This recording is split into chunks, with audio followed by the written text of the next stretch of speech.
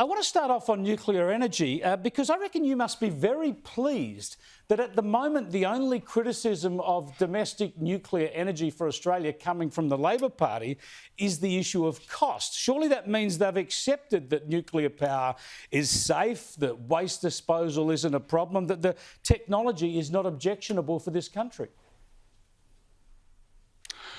Well, Chris, all you're getting at the moment is, the personal attacks from Chris Bowen and Anthony Albanese. And I think what that says, as you rightly point out, is that they don't have much material to work with and they don't have a legitimate argument against the facts. The fact is that the Prime Minister has signed up to the AUKUS deal, which means that our sailors go on to the nuclear-powered submarine, and it's safe to do so. So they don't have any argument against the technology because it's used in the nuclear submarines, as we're proposing to do with the small modular reactors here, the latest technology, latest generation. They don't have any issues around waste because the government under AUKUS has committed to disposing of the nuclear waste from the submarines and also the reactors at end of life as well. That was part of the agreement that they've signed up to with the US and the UK. We've said where the location should be, that is in brownfield sites where you've got a coal-fired generator coming to an end of life. And the logic to that, of course, is that you can use the existing poles and wires to distribute the energy to households instead of the government's crazy policy of rolling out 28,000 kilometres of new poles and wires. What is the cost of nuclear fuel electricity long-term compared to renewable energy? Well, there's a big capital cost in any of these technologies, but what we need to do is get electricity prices down in our country. In Ontario, they're paying half the cost of what Australians are paying for their electricity because of nuclear power. We know that in the United States at the moment, there are some businesses who are leaving Australia to go and set up their manufacturing plants there. They're paying 1/3 the electricity cost that Australian manufacturers are paying here. So I want to bring the price of electricity down. I want to make sure that we have stability in the market so that we don't have the blackouts and brownouts that we're going to get more and more regularly under Chris Bowen and Anthony Albanese. I want cleaner power, which we can do because this is a zero emissions technology. I don't believe the government has a credible pathway to get to net zero by 2050. And we have the ability to firm up renewables in the system instead of switching from an old system, which is working, from coal to 100% renewables, which is Labor's proposal. It's a recipe for the lights to go out and for your power bills to continue to go up. Yeah, given the need to stabilise our system and, of course, back up renewables with some dispatchable, reliable baseload power, is it worth doing this regardless of cost? Is getting into the nuclear age and all of the reliability and certainty that can give this country worth doing regardless of cost? Well, I think there's certainly an element, an intangible, if you like, and as you point out, to have that stability and the reliability. We know that of the G20 nations, 19 are using nuclear or have signed up to do so. Australia is the only one that doesn't. And in countries where they have it, the price is much cheaper. But I wouldn't be advocating if there wasn't reliability and there wasn't a cheaper outcome for consumers, both domestic and the commercial and industrial users.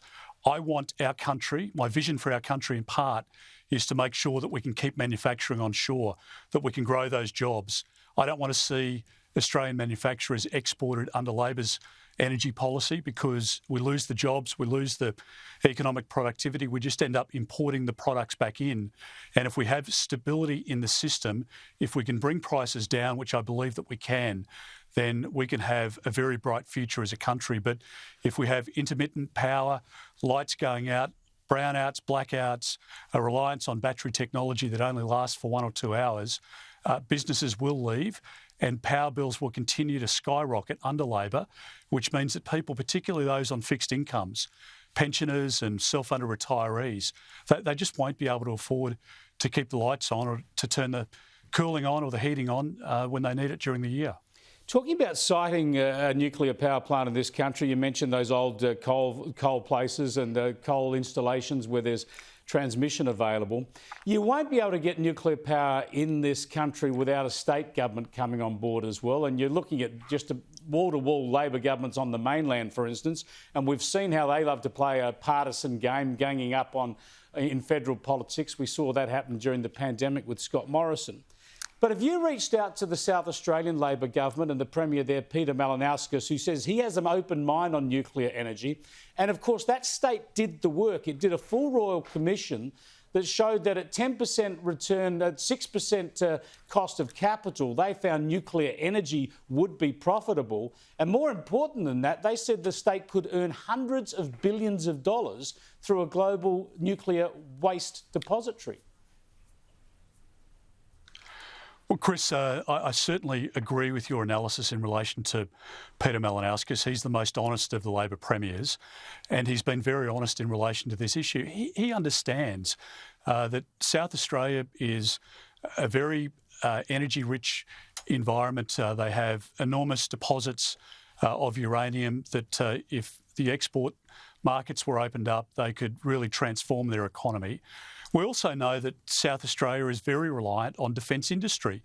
And Peter Malinauskas is not somebody who can look in the camera and tell you that he signed up to the AUKUS deal, that he wants those nuclear submarines docked in Adelaide so that they can be worked on, so that they can be constructed, and then in the next breath say, well, I don't believe that nuclear technology is right for our country domestically. Bob Hawke was the last honest federal Labor leader who was able to put his cards on the table as recently as 2016, strongly in favour of nuclear power, because he knew that the latest generation nuclear power is nothing like what we saw in the 60s or 70s or 80s. It is zero emissions, which is why Germany, why Europe, why the United States, North America, why Asia is embracing the technology to firm up renewables. And I think, the Prime Minister's just lacks a vision for this country. He's a weak leader. We see it on a daily basis. And this government now resembles more, I think, the Whitlam government than it does the Hawke government. And at least Bob Hawke had the guts to stand up for our country, whereas Anthony Albanese couldn't tell you what he believes in.